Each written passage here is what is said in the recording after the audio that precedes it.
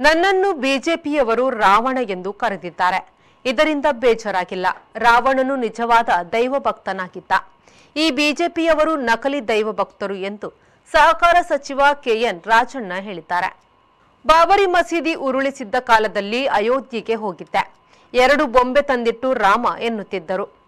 ಅವು tent ಟಾಕೀಸ್ನ cinema ಬೊಂಬೆಯಂತೆ ಇದ್ದವು ಎಂದು ರಾಜಣ್ಣ ಹೇಳಿದ್ರು. ಅದಕ್ಕೆ ಬಿಜೆಪಿಯವರು ರಾಜಣ್ಣನವರನ್ನು ರಾವಣ ಎಂದಿದ್ರು.